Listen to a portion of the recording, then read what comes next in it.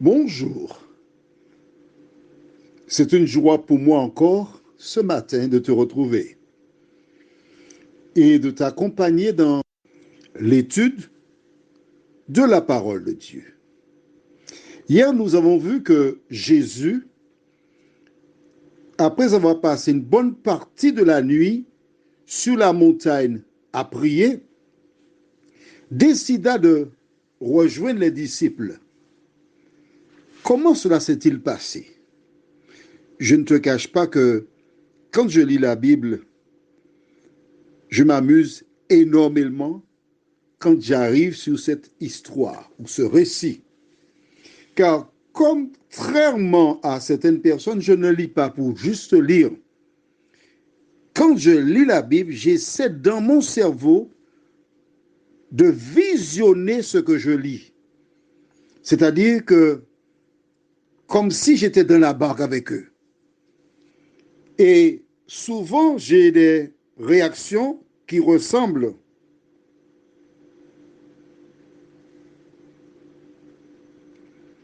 à celles des acteurs. Mais nous verrons cela dans un instant. Juste avant, je t'invite à te joindre à moi et nous allons prier. Notre Seigneur et notre Dieu, quel bonheur pour nous de savoir que tu nous aimes. Quel bonheur pour nous, Seigneur, de nous approcher de toi, de toucher du doigt à la réalité et de comprendre ce qu'est un véritable chrétien. Que le Saint-Esprit nous éclaire, nous dirige dans toute la vérité. Nous t'avons prié au nom de Jésus et pour ta gloire éternelle. Amen. Nous lisons donc du livre de Matthieu, chapitre 14, au verset 26, ce qui suit. Quand les disciples le virent marcher sur la mer, ils furent troublés et dirent, c'est un fantôme. Et dans leur frayeur, ils poussèrent des cris. On s'arrête ici, c'est juste le verset 26. Je t'invite à être dans la barque. Les disciples sont en train de ramer. Et soudain, ils aperçoivent quoi? On aurait dit une lumière au loin. Qu'est-ce que c'est? Au fil des minutes, la lumière se rapproche de leur barque. Et ils voient qu'elle se rapproche de plus en plus. Quelle est leur réaction? Ils n'ont pas dit un fantôme, non? Essaie d'imaginer. Ils ont commencé à pousser des cris de peur. Ils sont effrayés. C'était que maman le tenait l'autre fermement. Ils ne pouvaient pas courir parce qu'ils étaient dans une barque sur le lac. Et le lac est profond. Ils criaient un fantôme. C'est intéressant hein, de voir qu'en ce temps-là, les fantômes existaient déjà. Est-ce que tu es d'accord avec moi? La seule chose qu'ils ont mentionnée, c'est que ce qui vient vers nous ne peut être qu'un fantôme.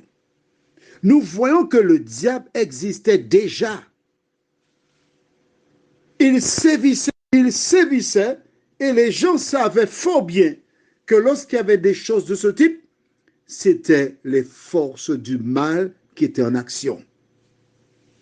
Deuxième enseignement.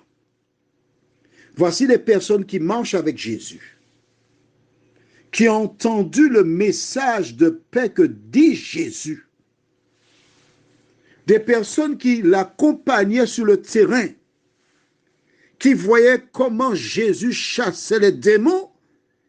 Et lorsqu'ils ont l'impression d'être en présence d'un démon, ils sont démoralisés, ils ont peur, ils crient, ils se tiennent, ils pleurent peut-être. Certains crient « Maman, secours!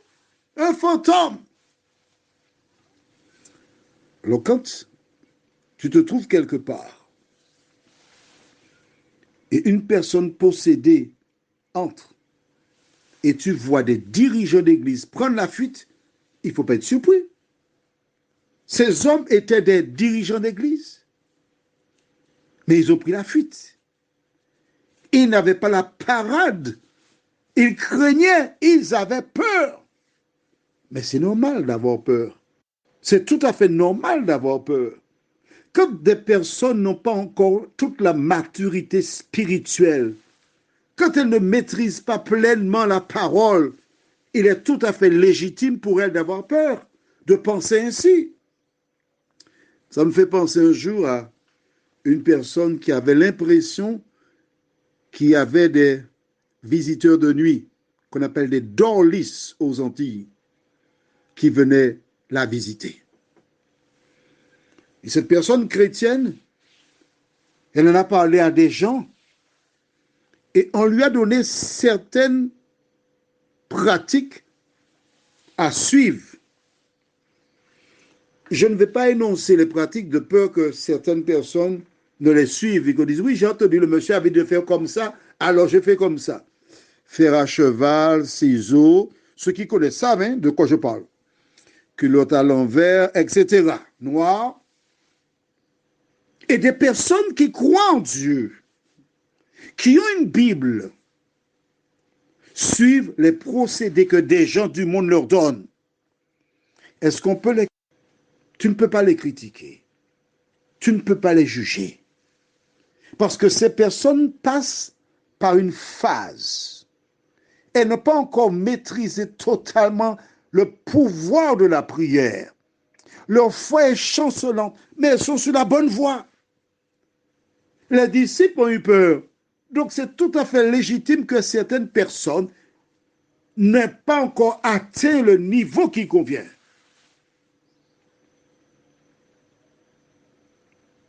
Alors si des gens te disent que si tu te comportes ainsi, tu n'as pas encore rencontré Jésus, il ne faut pas écouter les gens qui disent ça. Ce sont des ignares, des ignorants, des gens qui ne connaissent rien. Les disciples connaissaient Jésus, mais les démons existaient aussi, et dans leur peur, ils ont identifié qui comme démon?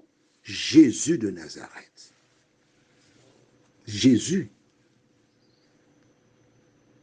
Il déclare que c'est un fantôme, alors que c'est Jésus. Il nous arrive parfois de nous tromper, de prendre, comme on dit aux Antilles, un 6. Oui, on prend un 6.9.